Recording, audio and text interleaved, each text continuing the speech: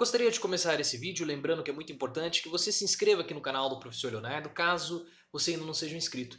Também ative as notificações, venha fazer parte dessa nossa corrente de reflexão, sempre com um pensamento frio, um pensamento analista. Não vou dizer imparcial, porque não tem como ser imparcial, porque eu faço as minhas análises de acordo com as minhas bibliografias. Então não tem como ser imparcial, mas sempre um comentário bastante racional, isso aqui eu garanto para vocês. E recentemente, mais precisamente ontem, eu falei que Paulo Guedes estava com a sua batata assando, que Bolsonaro estava cobrando e deu um ultimato para o seu super-ministro da Economia, que entrou muito prestigiado no começo do governo Bolsonaro, chamado de Posto Ipiranga, um faz tudo, pergunta lá para Paulo Guedes, mas agora a situação de Guedes não está lá das melhores. E eu tenho aqui para mostrar para vocês algumas reportagens que foram divulgadas hoje, mostrando o caminho para a demissão de Paulo Guedes. Paulo Guedes sempre se notabilizou nas entrevistas que ele ia fazendo chutes, né? Falava que nós vamos gerar 1 milhão, 2 milhões, 10 milhões de empregos, como na defesa dele no Globo News da reforma da Previdência. Mas esses números chutados nunca passaram muita credibilidade. E o pior de tudo é que os resultados esperados por Bolsonaro não estão ocorrendo. Bolsonaro teme que o desempenho econômico do Brasil não consiga mostrar que, de fato, a economia está se recuperando da forma como ele gostaria e que a recuperação econômica foi uma recuperação sólida. Porque o grande problema é o seguinte: se a recuperação não for sólida, acaba fortalecendo um discurso de esquerda e um discurso de oposição. E o mês de janeiro ligou o sinal de alerta para Bolsonaro por conta do desemprego. O que ocorreu, né? Os dados negativos, como o desemprego alto em janeiro, a taxa fechou em 11%. Hoje nós temos no Brasil 11,6 milhões de desempregados, sem falar no altíssimo número de trabalhadores informais, o que é péssimo para a nossa economia. E um crescimento baixo possam ser explorados por adversários políticos nas eleições municipais desse ano.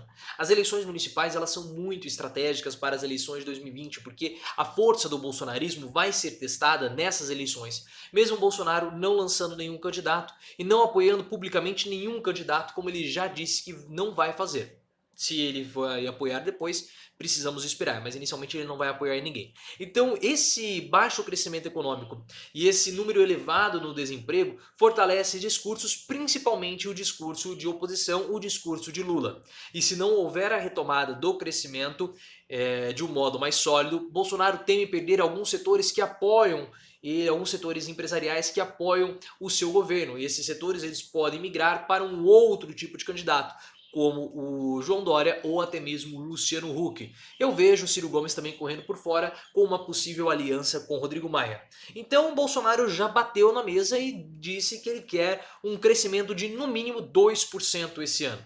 Era um crescimento previsto de 2,3%, ele já foi revisto para 2,23%, e com o passar do tempo a tendência é que ele acabe caindo, então isso acaba ligando o sinal de alerta a Bolsonaro e pressionando Paulo Guedes, que até agora não entregou absolutamente nada. Se ele tivesse entregue, Bolsonaro estaria mais tranquilo. E para piorar a situação, a reforma tributária que precisava ser apresentada, uma reforma tributária proposta pelo governo, está patinando porque o governo ele não consegue se reunir. Essa é uma reportagem de hoje também da UOL. Governo ignora reuniões, estoura prazo e não apresenta a reforma tributária. Criado em 10 de outubro de 2019, o grupo de trabalho para aperfeiçoamento do sistema tributário teria que se reunir pelo menos uma vez por mês, conforme portaria do Ministério da Economia. Porém, segundo dados obtidos pelo UOL via Lei de Acesso à Informação, o grupo de trabalho não se reúne desde 22 de novembro. Enquanto o Congresso avança na reforma tributária, o grupo de trabalho que deveria estudar o tema não se reúne há 3 meses, não divulgou nenhum documento e perdeu o prazo para apresentar o relatório final. Foram apenas 3 encontros, dia 4, 19 e 22 de novembro. Nenhum foi registrado em ata e alguns sequer constam na agenda oficial de integrantes do grupo. Segundo o Ministério, não houve necessidade de registro em ata das discussões, pois os pontos levantados foram objeto de trabalho no âmbito das secretarias, permitindo o ajuste fino da proposta a ser encaminhada ao Congresso. Só que esse prazo acabou. Não foi entregue a reforma tributária e quem está tocando essa reforma tributária é justamente o Rodrigo Maia e o Congresso. O Congresso está com um protagonismo muito grande nesse governo Bolsonaro, principalmente pela incompetência de alguns ministros, como no caso Paulo Guedes. E Bolsonaro já ligou o sinal de alerta para a incompetência de Paulo Guedes e ele pode sair. Ele já está ameaçando um pedido de demissão.